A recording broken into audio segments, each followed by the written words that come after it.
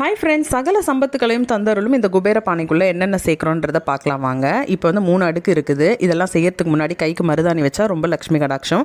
ஒரு தட்டில் வந்து பித்தளை இல்லாட்டி காப்பர் அந்த மாதிரி தட்டு எடுத்துக்கோங்க. அதில் பச்சரிசி பரப்பிட்டு அதில் கொஞ்சம் குங்குமஞ்சள் சேர்த்துருங்க. அடி பானையை ஃபஸ்ட்டு எடுத்து வச்சு அக்ஷயம்னு 3 முறை சொல்லிவிட்டு பச்சரிசியை சேர்த்துக்கோங்க. அதுக்கு நடு பானையை எடுத்து வச்சு அக்ஷயம்னு சொல்லி துவரம்பருப்பை சேர்த்துக்கோங்க. அதுக்கு அடுத்த கடைசி பானையில் வந்து பார்த்திங்கன்னா சில்லற காசு, ரூபா நோட்டு, தங்க நாணயங்கள் இருந்துச்சுன்னா சேர்க்கலாம். எதுவுமே இல்லைன்னு சொன்னால் மகாலட்சுமிக்கு ரொம்ப உகந்த உப்பை சேர்த்துக்கோங்க. கல் உப்பை எல்லா பானை மேலேயும் 5 ரூபா காயின் ஒன்று வச்சுட்டு இதுக்கு தீபதூப ஆராதனை காமிக்கிறதுக்கு முன்னாடி பூக்கள் கொண்டு அர்ச்சனை செய்திருங்க. எங்கள் வீட்டில் எல்லா செல்வமும் சேர்ந்து இருக்கணும், தனதானியத்துக்கு குறைவு இருக்கக்கூடாதுன்னு சொல்லி குபேரருடைய மந்திரங்கள் தெரிஞ்சால் சொல்லுங்கள். குபேரருக்கு இந்த காசு இறைச்சா ரொம்ப பிடிக்கும். இந்த மாதிரி இறைச்சிட்டு அவருக்கு தீபதூப ஆராதனை காமிச்சு முடிச்சுட்டு இந்த பானையை எடுத்து நம்ம வடக்கு திசையில் வச்சுட்டு பூ போட்டு நம்ம அர்ச்சனை பண்ணணும். ஒவ்வொரு வியாழன் வெள்ளியிலையும் இதே போல் பூஜைகள் பண்ணிவிட்டு மாதத்தில் ஒரு தடவை இதில் இருக்கிறதெல்லாம் மாற்றிக்கலாம். வீடியோ பிடிச்சிருந்தா லைக் பண்ணுங்கள்.